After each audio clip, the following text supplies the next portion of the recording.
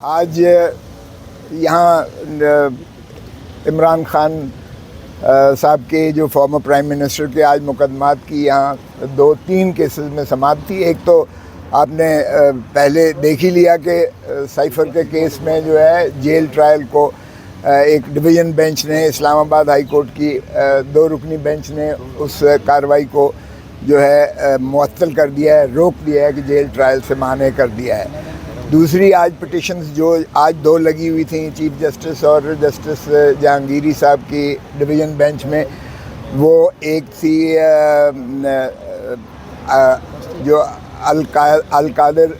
Trust کے متعلق تھی اور دوسری توشہ خانہ کے متعلق تھی، جس پر خان صاحب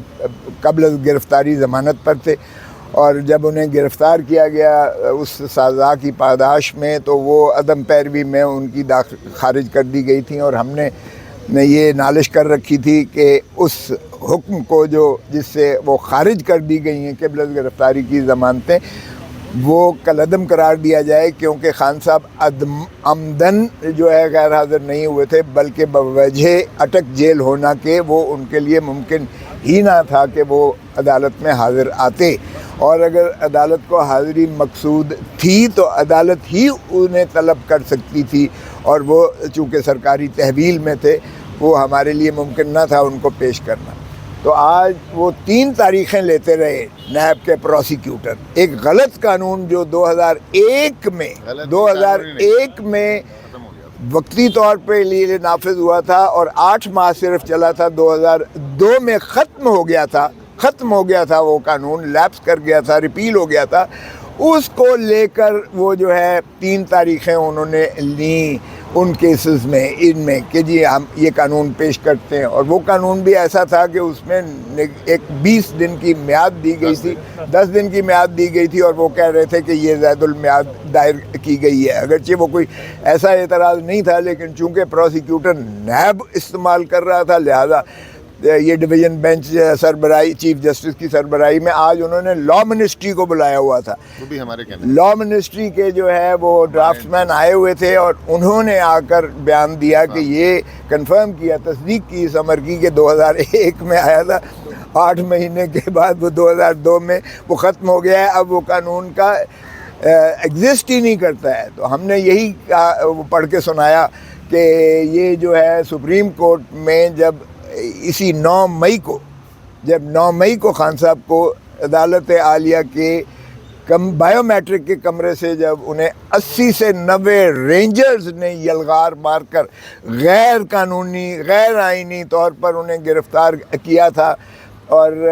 جس کے شاخسانے میں آج سارا یہ جو ہے ایک ٹرموائل آپ دیکھ رہے ہیں اس ملک میں تلاطم پھیلا ہوا ہے، اس میں سپریم کورٹ نے جب ٹیک اپ کیا تھا تو عدالت عالیہ کے اس فیصلے کو جس میں انہوں نے ان کی گرفتاری کو کہا تھا کہ جائز ہے، وہ اس کو کالعدم قرار دیا تھا سپریم کورٹ کی 3 رکنی بینچ میں نے. اور ساتھ ہی انہوں نے ان کو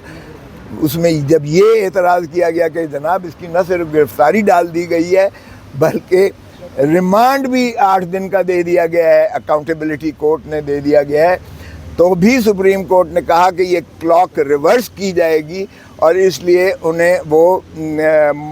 ریلیز کر دیا گیا، اور وہ جو گرفتاری تھی اور ریمانڈ تھا اس کو کالعدم قرار دے دیا گیا اسے بھی. تو یہ وہی کیس تھا پھر القادر ٹرسٹ کا، جس میں آج پھر دوبارہ سپریم کورٹ کی مخلصی کے باوجود، ہائی کورٹ کی جو ہے باوجود جو ہے پھر نیب نے جو ہے گرفتاری ڈال دی ہے. آج گرفتاری ڈالی ہے تاکہ یہ ان کو مانع کیا جائے کہ یہ فیصلہ کرنے سے گریزاں ہو جائیں، کیونکہ قبل از گرفتاری بقول نیب کے یا پروسیکیوٹر کے وہ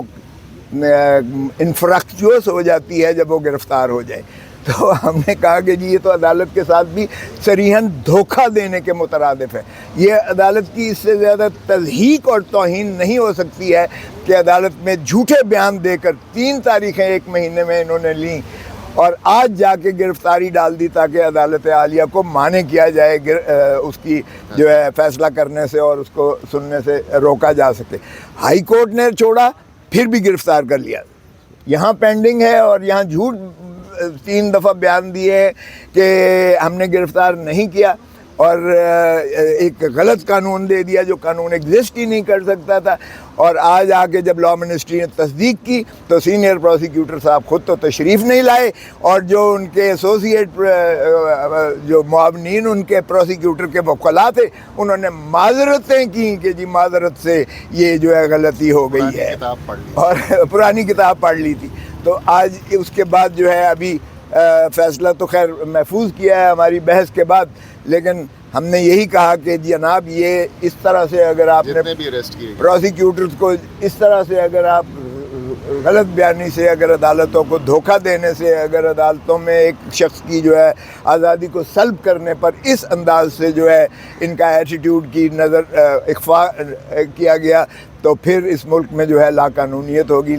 سو مہربانی کر کے اس پہ بھی عمل کیجیے گا اور ہماری ریسٹور کریں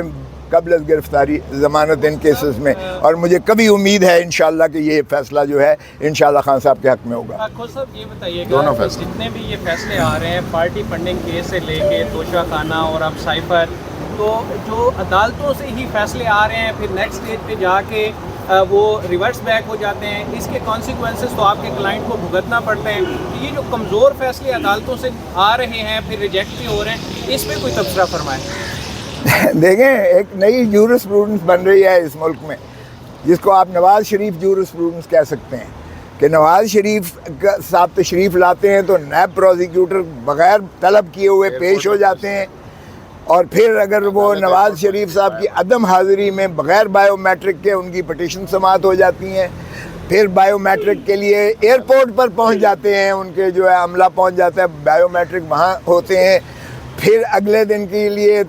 وہ فکس ہو جاتا ہے اور اگلے دن ان کو مل بھی جاتی ہے, ریلیف بھی مل جاتی ہے. پھر جو 4 سال کی مفروری ہے اور اس کے باوجود کہ خارج ہو چکی ہیں اپیلیں ان کی, وہ برآمد ہو جاتی ہیں اس لیے کہ نیب کو اعتراض ہی کوئی نہیں ہے.